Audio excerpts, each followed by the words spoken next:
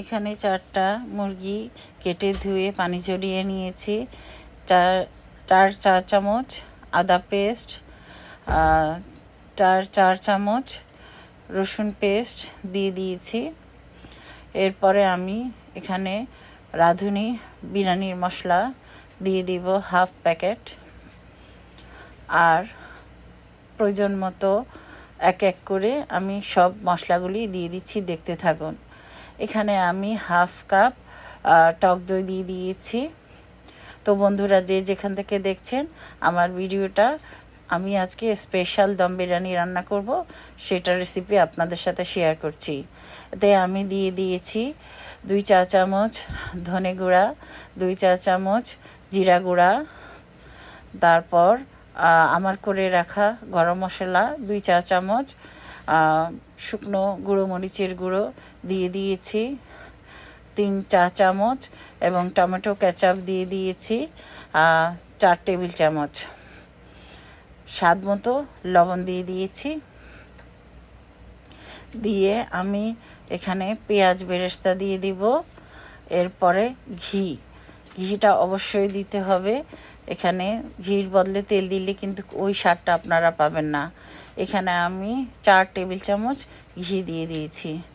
এখন আমি সবগুলি মশলা দেওয়া শেষ। এখন ভালো করে আমি মিশ্রণটাকে ম্যারিনেট করে রাখবো প্রায় আধা ঘন্টা থেকে 1 ঘন্টা থেকে আধা ঘন্টার মতো রেখে দিলে তারপরে আমি স্টেপ বাই স্টেপ কিভাবে করব পুরা দম বিরিয়ানির রেসিপিটা আপনাদের সাথে শেয়ার করব।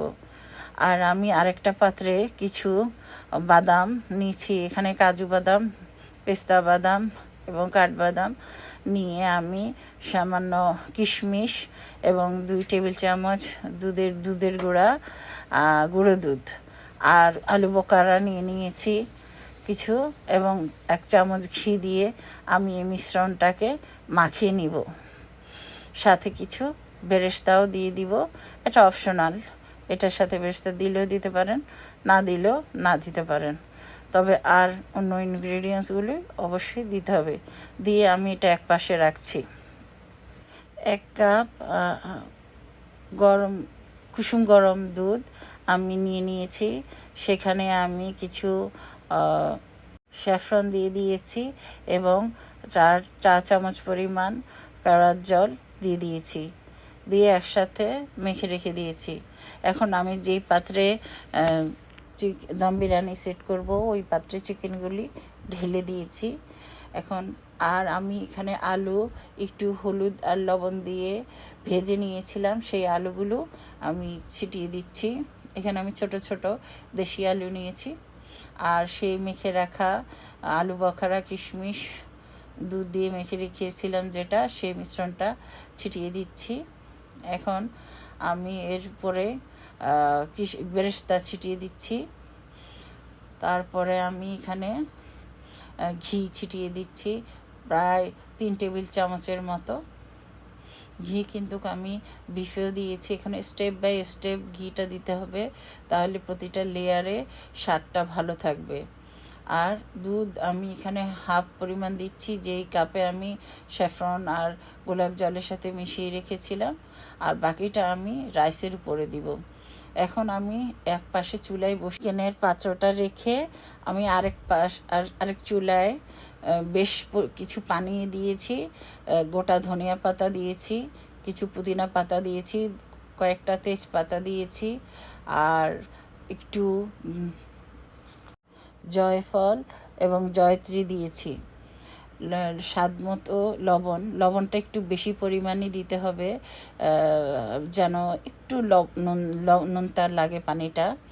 আর আমি এখানে লেবু প্রায় 1টার মতো চিপে দিয়েছি, আর কিছু তেল দিয়ে দিয়েছি।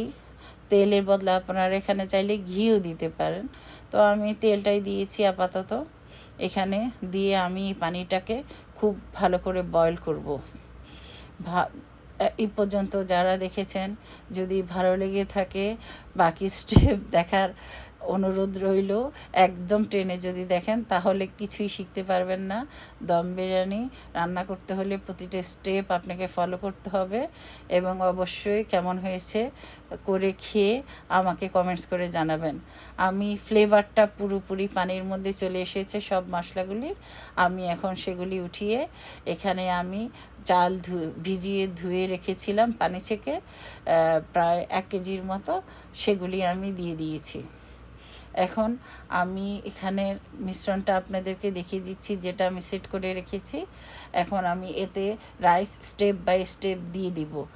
ওখান থেকে ডাইরেক্ট আমি কিন্তু পাতিল থেকে উঠিয়ে রাইসগুলি দিচ্ছি।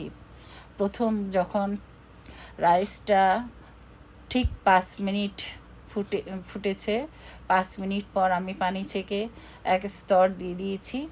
এর উপরে আমি আবার রাঁধুনি মশলা বাকি যেটুক ছিল তার থেকে হাফ ছিটিয়ে দিয়েছি, কিছু বেরেস্তা ছিটিয়ে দিয়েছি, এখানে আবার কিছু ঘি ছিটিয়ে দিচ্ছি, এবং একটু দুধ যে গ্লাসে ছিল সেগুলিও সামান্য পরিমাণ ছিটিয়ে দিব। এরপর আরেক লেয়ার আমি রাইস দিয়ে দিব। মানে আমি একটু শক্ত ভাতটা নিচের দিকে রাখছি, তার লেয়ার বাই লেয়ার এভাবে ভাতটা দিচ্ছি, কারণ যতটুকু উঠছে পাতিল থেকে ঘন হয়ে শেষ হয়ে আসছে, সেই ভাতগুলি আমি কিন্তু ছাঁকিনি, পাতিল থেকে এই ছাঁকনির সাহায্যে উঠে এখানে দিয়ে দিচ্ছি। এইভাবে আমি এই দম বিরিয়ানিটা করি। আশা করি আপনারাও করে দেখবেন। যদি ভালো লাগে অবশ্যই জানাবেন। এরপরে আমি ভালো করে সবগুলি লেয়ার দেওয়া শেষ। এখন আমি একটি ফয়েল পেপার দিয়ে ভালো করে মুখ বন্ধ করে দিয়েছি, এবং এইটা আমি ঘড়ি ধরে 7 মিনিট, আমি 7 থেকে 8 মিনিট আপনারা ফুল ফ্লেমে রাখবেন। এরপর একদম ডিমে 30 মিনিট রাখবেন। টোটাল 40 থেকে 50 মিনিটের ভিতরে এই দম বিরিয়ানিটা হয়ে যাবে। তারপর ভালো করে দম দিতে হবে, যেন কোনোভাবে কোনো জায়গায় লিক না হয়, তাহলে বিরিয়ানিটা পারফেক্ট হবে, চিকেনটাও ভালো করে সিদ্ধ হবে। আর চিকেন বিরিয়ানিতে বেশি দম লাগে না। এটা যদি আমি মাটন বিরিয়ানি বা বিফ বিরিয়ানি হতো তাহলে আমার এই টোটাল বিরিয়ানিটা 1 ঘন্টা দমে দিতাম, কিন্তু এখানে আমার প্রায় 40 থেকে 50 মিনিটের মতোই চিকেন বিরিয়ানিটা অনেক ভালো দম হয়ে যায়।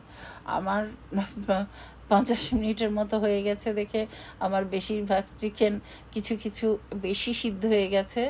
এবং খেয়াল করবেন, বিরিয়ানিটা কিন্তু খেতে অনেক লোভনীয় হয়েছে। একবার বানিয়ে খেয়ে দেখবেন। আল্লাহ।